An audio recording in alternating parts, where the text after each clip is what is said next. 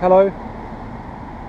For a long time I thought about using a folding scooter to do a long distance trip with basic bushcraft and camping gear just to stay overnight. But then recently I got this Intex Challenger 2 inflatable boat, which is currently hanging off the front of the scooter. I thought I could combine the inflatable boat with the scooter, so carry the boat on the scooter over land, carry the scooter on the boat over water. That's the general idea. So I'm a few miles into the trip. There is no real plan apart from I'm heading in the general direction of London. Getting a bit late today, the first day, to go on the water because I started late, so I'll just go over land for now and then go in the water tomorrow. So see how this goes. It's good so far.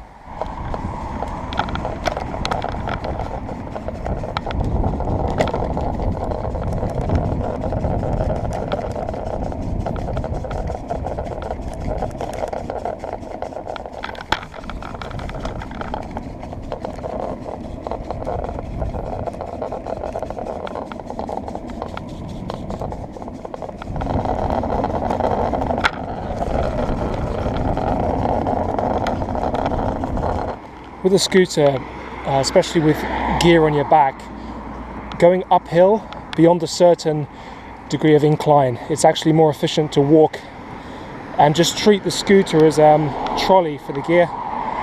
But because the scooter's bar is at a convenient height to push, it actually works really well. Just switch sides occasionally.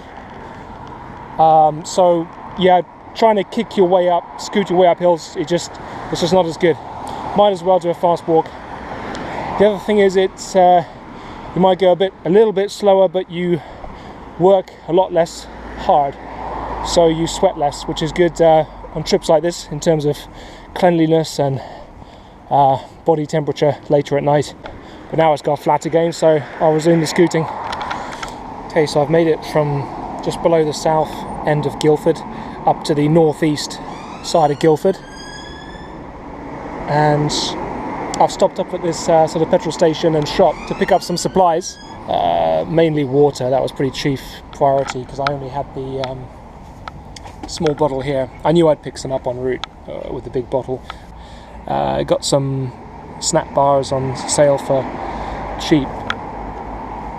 Well, this got pretty crazy. Had to come from that way under that big sign, then walk on this A-road, walk on this highway for a bit just to get to this point. That's pretty hectic. Anyway, this is an interesting part of the journey. Let's press on. It's quite amazing coming through here. This is a kind of place that no one ever goes through, really. Bits of car damage strewn all over the place. It's funny because it's where rural fields meet modern chaos. It's kind of no man's land in between. One thing that's good about scooter with solid tyres is you don't have to worry about punctures. On a journey like this, it's actually that's really good. So that is one advantage of the scooter. Got glass everywhere here.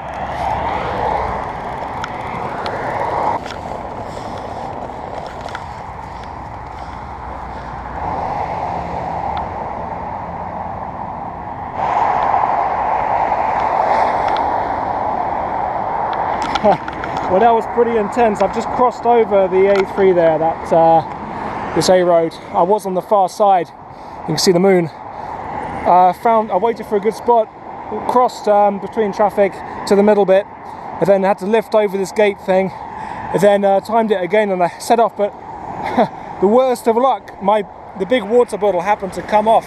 It fell off just when I started crossing a few meters in, so there were cars coming in the distance. I kicked the bottle back, returned, picked it up and reset, and then came back across. But whew, it's not easy crossing these roads with a load like that. Anyway, this is the road, Potter's Lane, that I wanted, because this will take me up near the river, ready for tomorrow. Oh, I have to use the head torch soon because it's getting dark.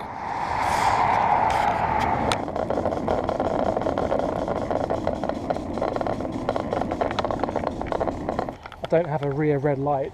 or reflector on this. So, but I just realised that my roll mats with its aluminium film reflects light really well, so that's nice. I'm breathing steam. There's been radiation cooling because of the clear sky, so it's going to be chillier than I thought. It's been overcast recently, but yeah, at least no rain, so that's good. Going uphill here.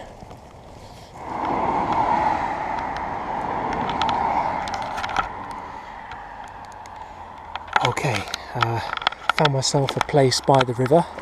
We're made good progress since the last shot, and I got myself this clearing by the side of the road in a little bit of woodland. So I'll just trample everything down, and then I'll get my sheet out and set up camp. It's 25 past 10. It's going to be pretty loud because of the occasional car coming by, but to be honest, this seemed like too good a spot to pass over, so do it here. Got the water on the boil. It's a shame I don't have any food that can really use boiled water. I could have brought some, but I didn't. But I'll at least be able to have hot water to drink, which will be nice. Water's come to the boil, and I got cheese sandwiches I made before I left home, so it's going to be dinner time now.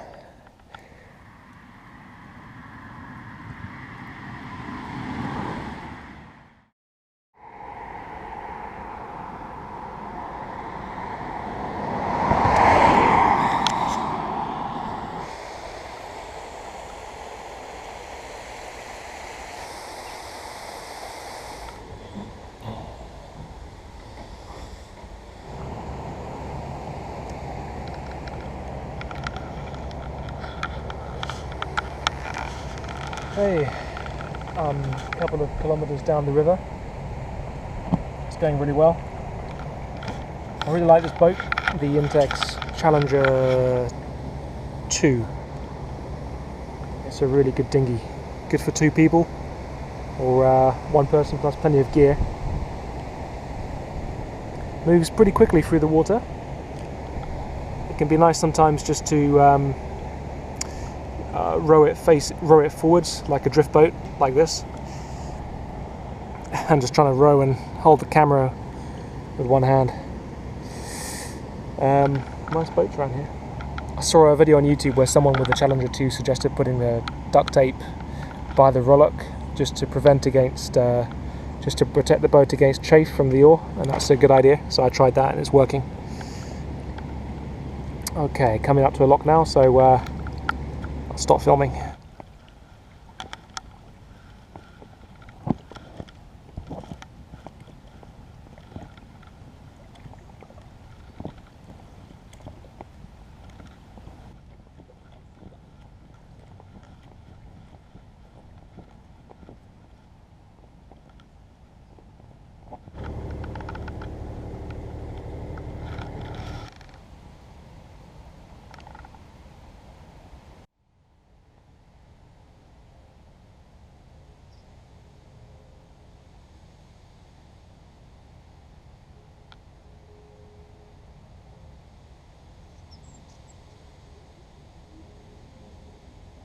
I made it to Petrol Lock, so that's good progress for this journey. I've been playing around with different configuration of how to stow stuff on the boat. Should be better this time. My lower back's a bit sore from being in a fixed position for a while. It's the only problem with this kind of boat. It's difficult to move around inside. So I'm just going to take a break here and loosen up and then continue.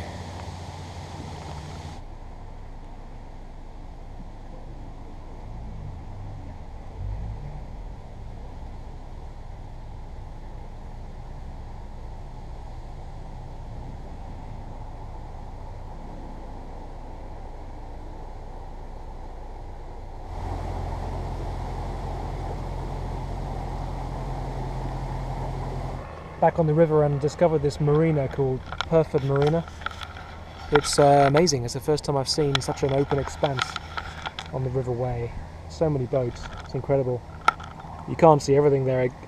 It expands once you go through that channel and the even bigger area. Quite amazing.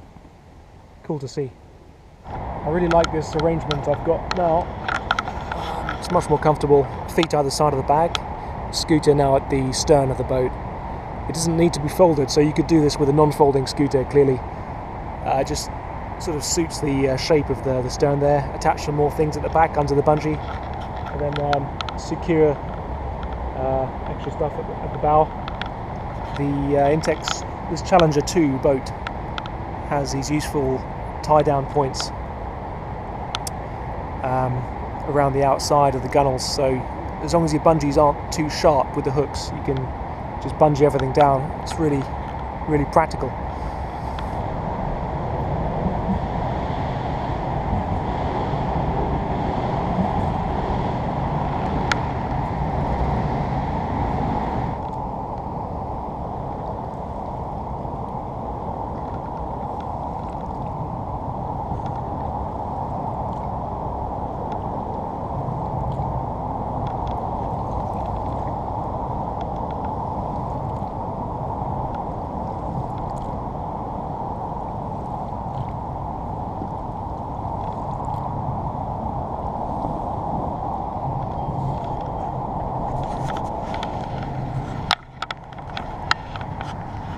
Wow, the sign says 12 miles to Guildford, so come a long way. Thames Lock, Weybridge, 3 miles only.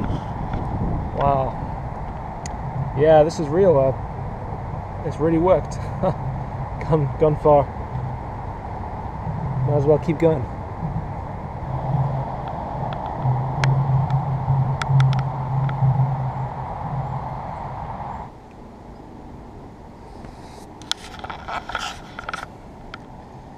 Well, I was at the last lock I got to for a long time because I was talking to a really nice couple in a narrowboat.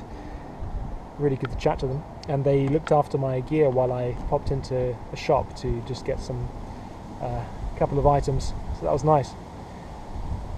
Only thing is, it's now 4:38, so I'm I'm just on the outskirts of Weybridge, about to get into Weybridge, so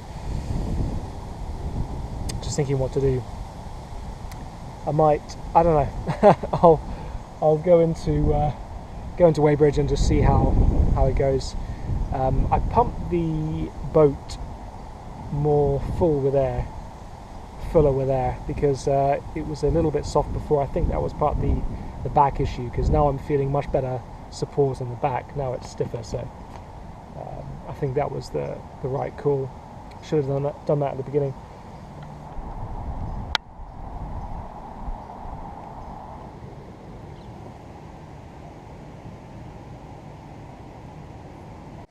Okay, well, I'm not in Weybridge yet. I'm super tired. I'm at a place called Coxs Lock now, but wow, this place is awesome. Look at this.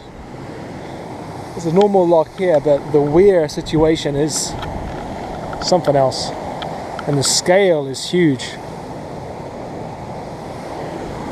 Look at this flow. Amazing.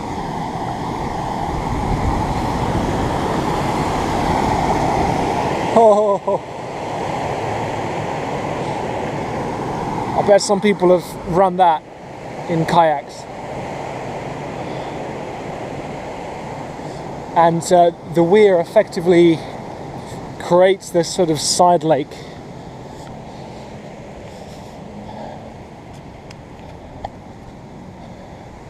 It's really big. Really nice bridge here.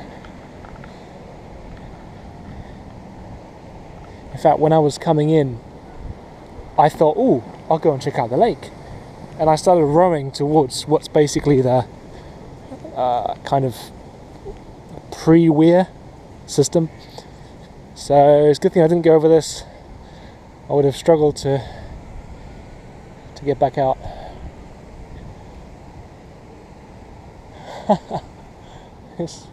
Wasn't expecting all this. It's really cool. It's raining now. It's light rain.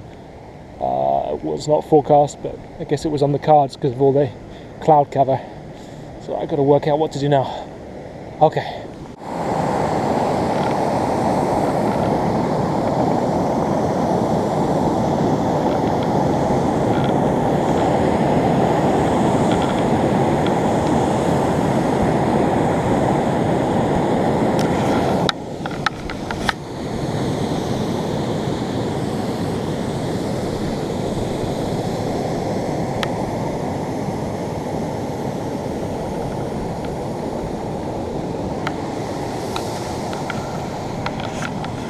that was fun.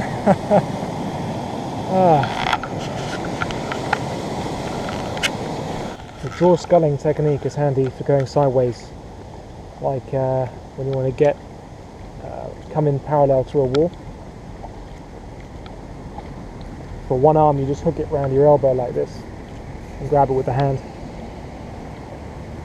Works a treat. Well, I did it. I just arrived in Weybridge. This is something I dreamt of doing for a long time by boat, coming from Guildford to Weybridge. Finally done, albeit part distance by scooter. Feels good. My back is stiff. Oh, wind. My back is yeah, pretty stiff, as I said earlier, because of all that. However, it's definitely not got worse since I pumped up the boat, so that is definitely key. Anyway, lessons learned. This is all an experiment.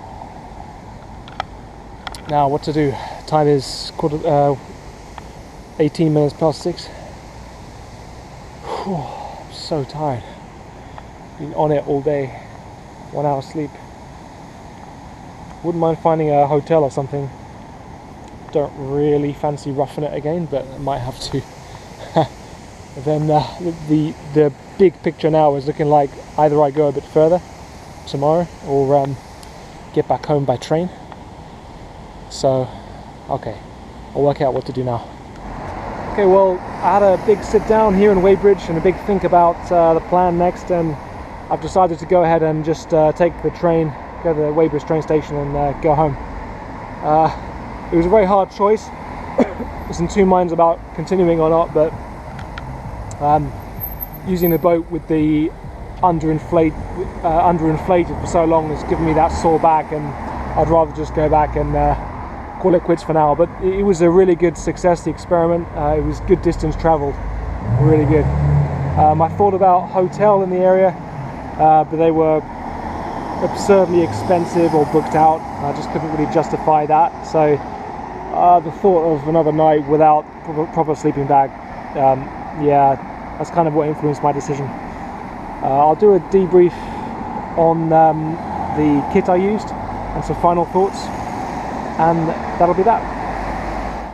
Alright guys, so for this last bit of the video, I want to walk you through the gear I used for the trip. I think I'll start off with the boat. Obviously, as you saw earlier, I'm pretty impressed with the Intex Challenger 2. Highly recommend it.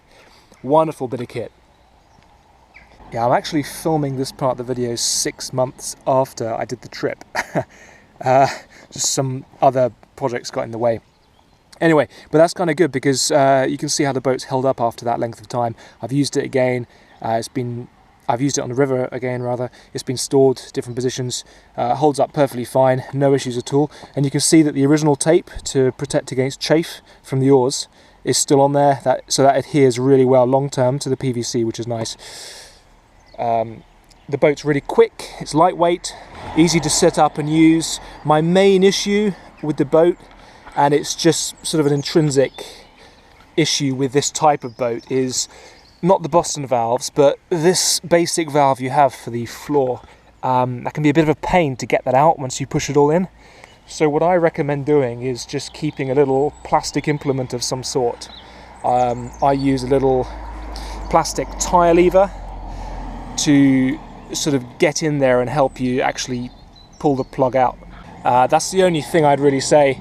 Don't underestimate these boats. If you look after them well, they're durable enough and they're really quick. You can scull them, you can draw scull them rather. You could stern scull them if you made a sculling notch at the back, had a foam or something. And I think they row perfectly fine. I've actually experimented with a solid floor made from insulation foam, which works a treat. So solid floor is a good thing to try with these. The scooter, my wonderful decathlon scooter I've had since 2014. It's done a lot of miles, this scooter. I've added a bottle holder, and bike lights tend to fit on there completely fine. This one's got full suspension. This is the Decathlon, this is the Town 7 XL, but obviously 2014. They look a bit different now, but I've tried more recent variants and they're all fantastic. You can't go wrong with Decathlon scooters. Obviously plastic you can find in skips like this one, which I did. Plastic is a big problem, as we keep learning about every day in the news and in school, etc., because it takes so long to degrade. But that's also its strength. That's why it's a useful material. So the key thing is try to avoid waste. If you come across useful bits of plastic like that, grab them, store them somewhere, because some might see this as just rubbish, but actually it's a very effective ground sheet. So this was the liner, sleeping bag liner I got also from Decathlon. Sleeping in a liner alone is fine on baking hot nights, really hot, but yeah, otherwise definitely need the sleeping bag as well. I did that on a subsequent trip, got a sleeping bag and used it, and that was fine. But the liner's nice because you put it on the inside of the sleeping bag, and then you never need to wash the sleeping bag, which is a hefty job if you did have to. So the idea is you just use a liner and wash that instead. It's a good concept. The roll mat's not much to say about that, just a foam roll mat. So yeah, that's an overview of the main bits of kit I used. Well, I really hope you enjoyed the video, everyone. It was a really good trip. I could have made it more comfortable if I'd inflated the boat better. Definitely do that next time. But I'm just really glad that the concept of combining the inflatable boat with the scooter works, and it works a treat. I think I would go with a bigger duffel bag just to contain and store and transport the boat on the scooter, because that's probably the biggest faff, is just storing and moving the boat. Trying to pack it up tight is annoying because you've got to get all the air out. So rather than spending loads of unnecessary time on that, just get a bigger bag. That's what I'd say. Then you can stuff it in with it being less tightly packed, even with some air left in. So that's the way forward. Hope you maybe have been inspired by some of the parts of the video. Maybe you'll have a go at using similar boat yourself, or scooter, or revisiting the scooter concept. Let me know in the comments. Alright, well, look out for the next video. Bye everyone.